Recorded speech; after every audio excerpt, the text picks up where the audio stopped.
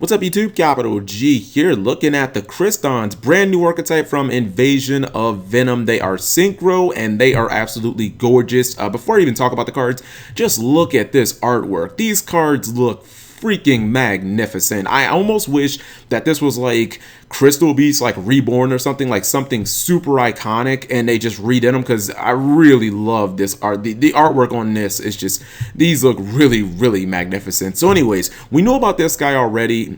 He's what I assume is the boss monster of the archetype, because it's 2800. That's pretty much like boss monster stats, and then the effect is pretty damn impressive. Anytime that it's destroyed on the field and goes to the graveyard, it special summons any Crystron monster except itself, and it has essentially a built-in Feather Duster on crack. It's actually better than Feather Duster because it banishes the card, so things like Cosmotown will not activate, and then it goes even further than that. It actually banishes the cards, the spells and traps in the graveyard of your opponent. So if they had something like Prime in their graveyard, or if they had like a Pantheism that they wanted to use, like just Rest in Pepperonis, it's not coming back. So let's look at the archetype. Also, they are an Accel archetype, spoiler alert. This guy requires a synchro tuner monster plus a non-synchro tuner monster. So I was kind of wondering, like, how were we going to make this? Were they expecting us to use Formula Synchron? So it does make sense for them to give us obviously more synchro so that we can actually make the damn thing. All right, so first up, there's Crystron Quantum.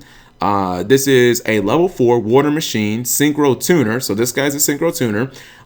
It's generic, which is kind of cool. Level 4, wait, I already said that. 1800 attack, 2000 defense. So it's this one right here. It's interesting to get water machines. You just don't see that a lot in Yu-Gi-Oh! Like, again, the only one I can think of that is really noteworthy would be like Gen X Undyne. That's really like the only great water machine I can think of. I'm sure there's others.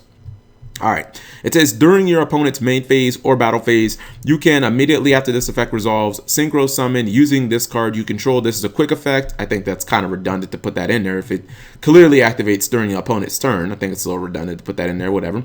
Effect number 2. If this synchro summoned card is destroyed by battle or card effect, you can target one Crystron monster in your graveyard except a synchro monster, special summon it. So this card is, to me, just like a utility card. It's always nice to be able to synchro during your opponent's turn, like Yang Zings kind of have that ability, and I can't really think of a whole lot of other cards that do. And then just the fact that it can replace itself. I mean, it can essentially get the tuner, like whatever tuner you use to summon this, assuming you're playing Crystons, because this is generic. Maybe you're not playing it in Crystons. I mean, it's just nice that it does essentially repay for itself if it gets destroyed. I don't think this card is a powerhouse. I think it's more or less just used to get to the 9. Next up, to level 5. Crystron Amatrix, level 5 water machine synchro.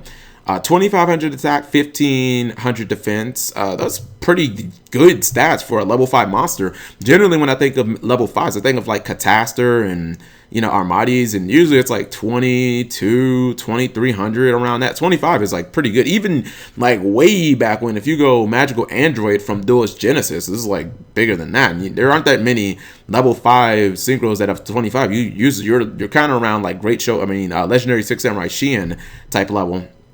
Alright, so this is one tuner plus one or more non-tuner monsters. If this card is special summoned, you can change all face-up special summon monsters your opponent controls to defense position. Effect number 2. If this synchro summon card is destroyed by battle or card effect, you can target one Crystron monster in your graveyard except the synchro monster, special summon it. So both of them have the same exact effect number 2s. This effect seems to be a little more offensive than Quantum's. The fact is, it's non-targeting, puts a monster into defense mode. It's basically like a built-in enemy controller against any special summon monster. We pretty much know that Yu-Gi-Oh! In 2016 is all, like, it just revolves around special summon monsters. So I think it's a pretty nice effect. It would have been better if it was like once per turn you could activate the effect, and it, like, you know, it would have been better if it was like once per turn, and it was a quick effect, if it wasn't just when it was summoned, because then it would be like, you know, it would actually work good against like Cosmo. Your opponent summons like a Slip Rider or something, you get to like instantly put it in defense mode, or even it would work against Dart Destroyer, assuming somehow that they didn't blow this up with the Dart Destroyer. But I mean, these two effects to me are mainly like, they're just kind of like utility effects. Like, neither one of these cards is really a powerhouse. I think that they're more or less just a way to summon this. Now, the thing about the Crystron, before I really want to judge them, we don't really know anything about the archetype. All we know that it's synchro based and that it's water and that it's machine, but we don't, and obviously that it excels, you know what I mean? But we don't really know like any of the regular monsters. We would assume that they're gonna have to have a tuner because they're fucking synchro based, so they gotta have a tuner, right? Maybe even more than one tuners. So until we really find out what the rest of the archetype is about, it's kind of hard. Although I will say this, it doesn't really seem like the synchros work with the rest of the archetype, other than the synchros basically having like Monster Reborn for the whole archetype. It doesn't really seem like the synchros, like, they don't really benefit from the main deck monsters. But again, we got to wait until that comes out to kind of figure out what the heck is, you know, what they look like and whatnot. But just wanted to share some information with this with you guys, and let me know what you guys think. I think the artwork on these cards is so good. I really hope that the archetype's good, because this the artwork kind of demands it. So thank you guys for watching as always.